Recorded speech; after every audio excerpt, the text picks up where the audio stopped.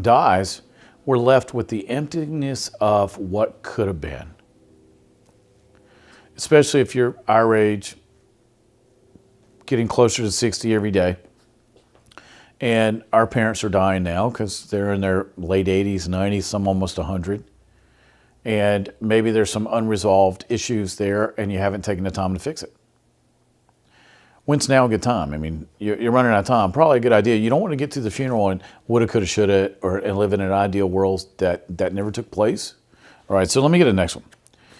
One of the biggest things that we go through is maybe they don't know Christ. Okay, so hell's real, heaven's real. Okay, we got that. What happens when we've been trying to get someone to believe in Christ and they don't?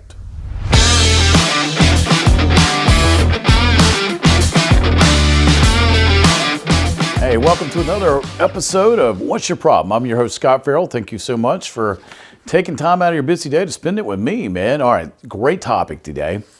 Why does the death of someone we loved or knew hurt so much? Oh, yeah. Yeah, a lot of us have faced that. I can come out of the gate with this about myself here.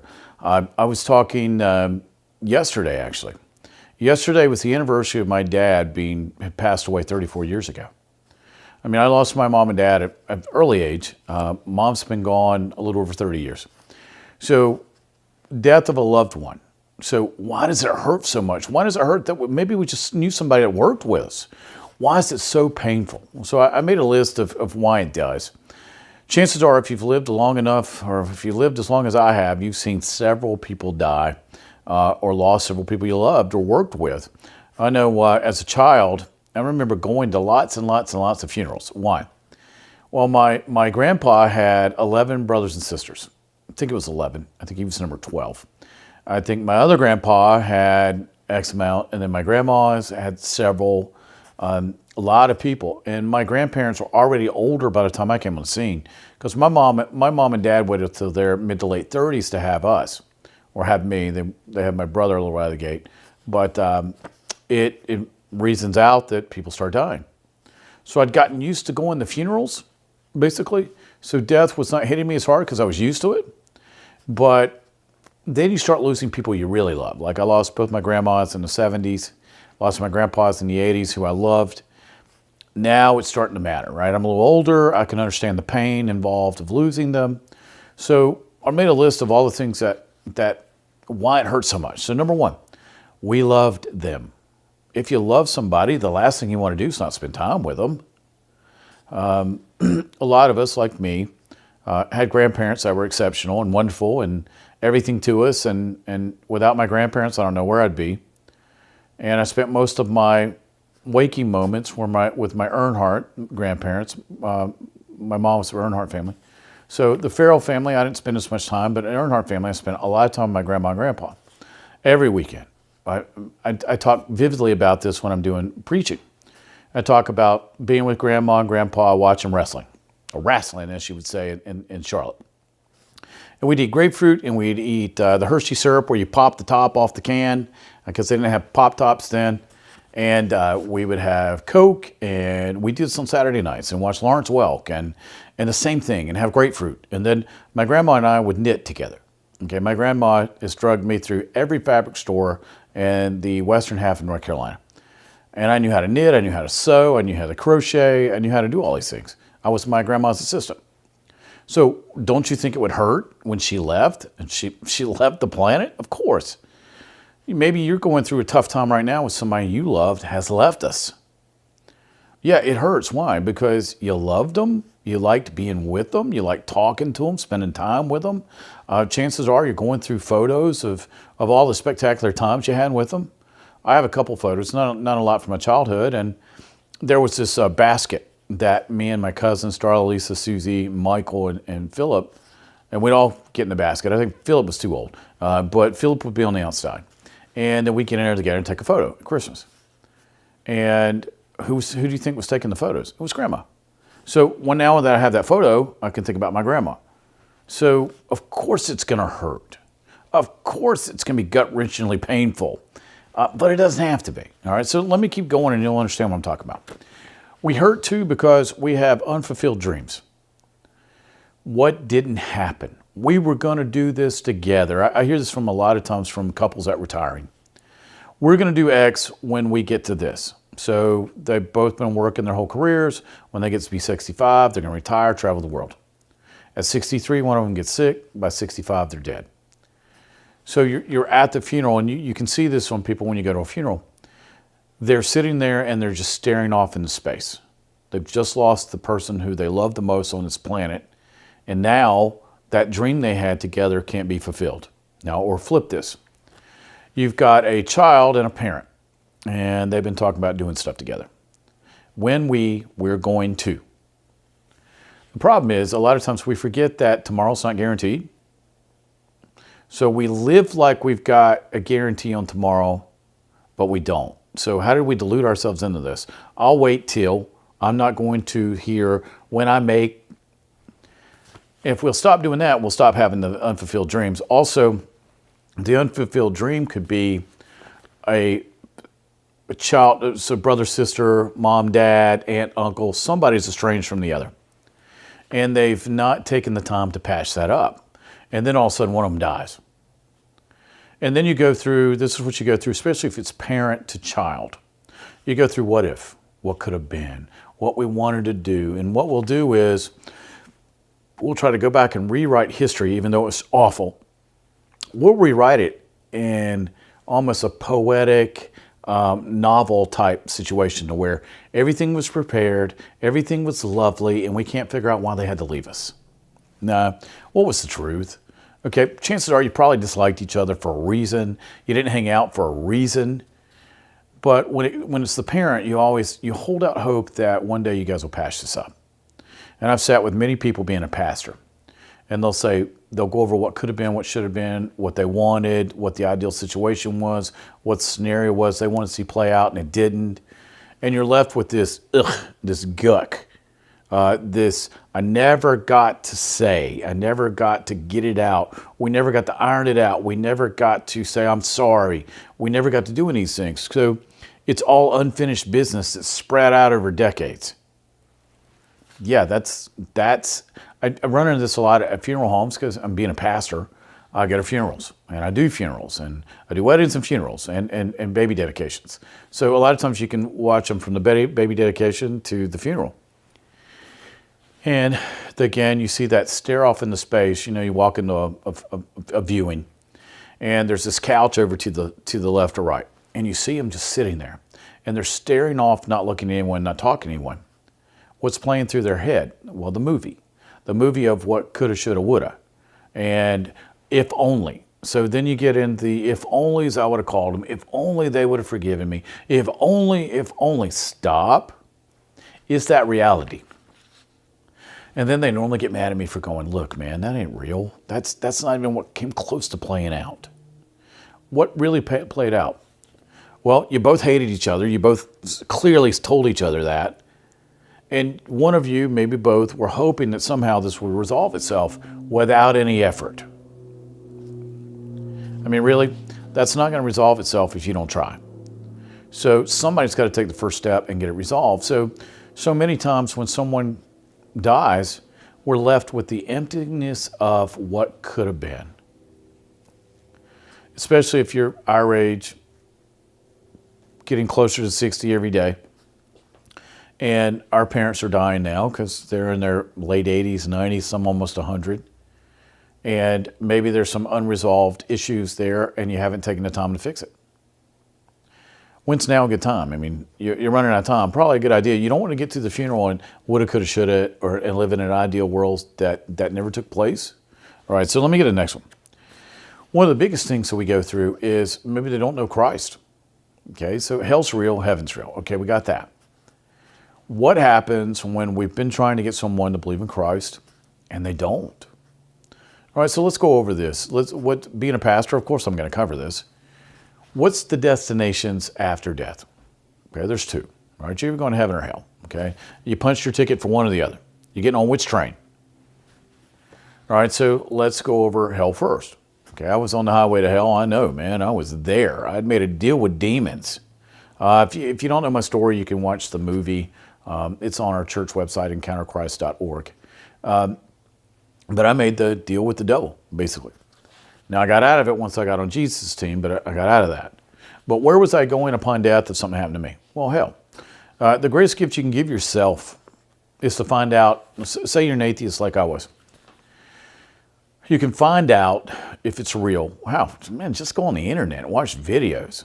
My wife likes to watch people that have been to hell or heaven and what their experience was, because there's endless amounts of videos on this. And the thing is, you'll start to see a common thread between everybody that says they've been to hell. I've been to hell twice. And you know, what I saw is backed up by probably 3,000 videos on YouTube of what other people saw. I mean, so it's not like I saw something other people didn't. I saw basically the same thing what other people saw. Now, why I got to see it, who knows? But we're talking about death. So I knew that had I died at a certain period of time, that would have been my reality. And now I tell people what I saw, and I talk to other people that have seen what I have, and we go, man, there's a lot of similarities here, because we all saw basically the same thing. And so it's real, but if you don't take the time to figure out if it's real, who are you harming? It's you. So sometimes when we're at a service or we're at a viewing and then we go out to the graveside, we're staring off into space because we know they didn't make the decision.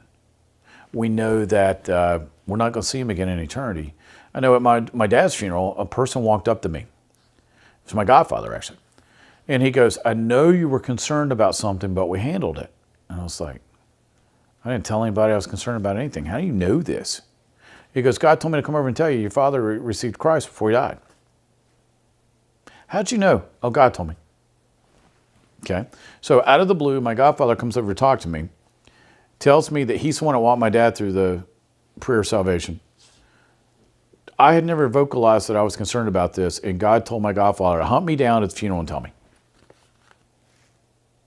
Yeah, make your own opinion about that, but it is true. So now that we've got that out of the way, let's look at heaven. What is heaven? Is heaven real? Is God real? Is Jesus real? Are all these things got any validity to them? Man, I've asked every question. I actually do a thing with atheists now where an atheist can ask me a question. And normally, you always get an anomaly from somewhere. Somebody's an outlier. I had the same questions every atheist asked me. You know, how did Jesus die on Friday and get resurrected on Sunday and it's 3 days? I actually answered that question. Recently did a video on that. I actually went through the timeline. 2 Sabbaths, not one. Jesus died on Wednesday.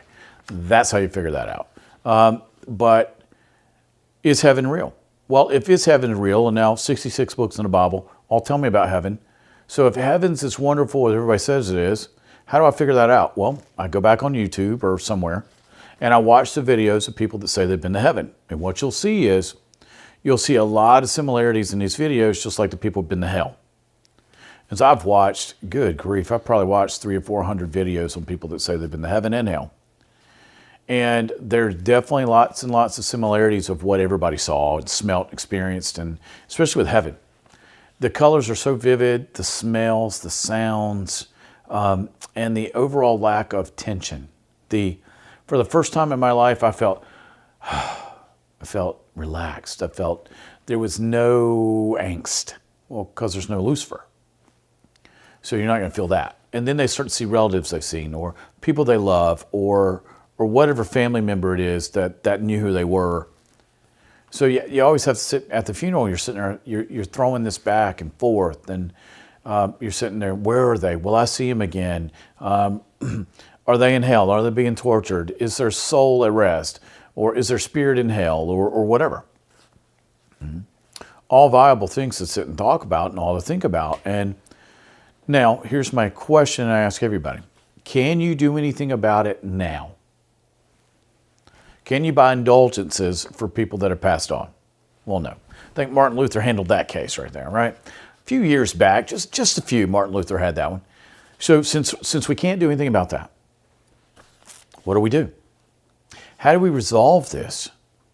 Well, that one issue, you're not going to resolve if you walk around going, I wish they'd have made the decision, because there's nothing you can do about that now, because they made their decision. They've chose their destination. They punched their ticket, and they went through their heaven or hell. There's nothing you can do about it now. But what can you do about other people? Oh, good question. Now, you may have other relatives, friends, people you don't know that may be sick. I know when I got healed, if you don't know, I had a terminal illness. I got healed. And then a guy called me and he got healed. And then we had somebody else get healed. And a few other people get healed. All believers. Not all started out believers, but God heals you. You start to believe he's real. Now you can't reach the person who died, but you can reach the person who didn't. I always tell people, when I do a service, a funeral service, I'm going to talk about eternity. I'm going to talk about our Creator. I'm going to talk about Jesus. I'm going to talk about where we go. We're going one or the other. We don't have a whole lot of say-so on one or the other, right? So it's either heaven or hell. There is no negotiation. It's one or the other. Salt and pepper. You either get salt or pepper. It's up to you which one you end up in. It's up to you who your family goes. It's up to you where your friends end up. See where I'm going with this? If you've been put on this planet to be a blessing, be one. And understand that, maximize the time you have now. Because once you go on to either place, you're not maximizing anything. Now, if it's heaven, it's eternal bliss with God, with our Savior. Hallelujah. If it's the pit of hell, it's torture. Not a fun day. It's going to be really warm with lots of pain. And lots of regret because you're not going to lose your memories. You're taking everything from here to there. Where in heaven, you don't need them. I mean, you're with Jesus, man. You don't need anything. Jesus don't need an add-on. Jesus is all good. He's got this. All right, so if you've lost someone, if you are in the process of losing one, a lot to think about. I mean, since I've had to go through it so many times with so many family members, including my own mom and dad, I know how that situation feels. I will never know how you feel. One of the worst, little tidbit here, don't ever tell people you know how they feel. You don't. You're not them. You know what it feels like to be in a similar situation, but you don't know how they feel. Only God does. How? Well, he understands what they feel and what they see and what, you don't. And nobody, and stop that they're in a better place. Stop, they look so great. I remember somebody telling me she's never looked better. My mom's dead. I mean, that's debatable. Okay, if you say they've never looked better and you've known her all of her life, I beg to differ on that one. I love you. Hug, kiss, walk. Keep going. All right, so I hope this has helped. I hope this has settled some things for you. Don't live in regret. Don't live in woulda, coulda, shoulda. Don't live in what could have been, what if only. Lucifer wants you to live in that so he can torture you with it. It doesn't do any good. Again, get out of the rear view, look through the windshield, stop living in the past, move forward. You have to move forward as a person. You've got to maximize the rest of your life, and you've got to do what it takes to do that. All right, so if you have any questions about this episode, any other episode, or let's say you're in bed, you wake up at 2 a.m. and go, man, I'd like to know the answer to that. Great. Send it to me. All right, I'm going to give you a way to get in touch with me. problem@wyppodcast.com. That's what's your problem, WYP. All right, so it's problem@wyppodcast.com. Now, we have resources, we've got tips, etc. on our website. Let me give you that. It's wyppodcast.com. Pretty easy, right? But if you got a problem, don't sit on it. Don't sit and go, man, I wonder if I could get an answer to this. Just ask me. I'd be glad to answer it. Chances are, if you got a question, somebody else got the same question. All right, so also, you're enjoying this, right? You're enjoying the time that we have together, right? So subscribe. It's not that hard, just hit the subscribe button. I'll give you a free hug if I ever see you. Hey, there you go. Might even get a cup of coffee out of this. But subscribe. Also, share these podcasts with other people. If there's someone that's going through the topic that I'm talking about, share it with them. Man, I share podcasts all the time. Like I say, there's one guy I share with everybody, Scott McCain. Great guy, great topic, and he's one of a kind. I like one of a kind people. So I share just about everything this guy does with everybody. Because if you own a business, you're going to want to share this guy. All right, so subscribe. Do that first. Come on, do it. Take the finger. Subscribed. And then share the stuff with somebody else that might need an answer. See how easy this is? All right, so thanks so much for being part of my day, part of my time. Hey, thanks for letting me inside your life and spend a little time with me. These aren't that long, but I try to get as much information, much helpful information in these as I can. I mean, that's simple. All right, I'm Scot Ferrell. I am your host of What's Your Problem? And I hope you have a wonderful day, and I can't wait to hear and see and get together next time. Take care. Bye-bye.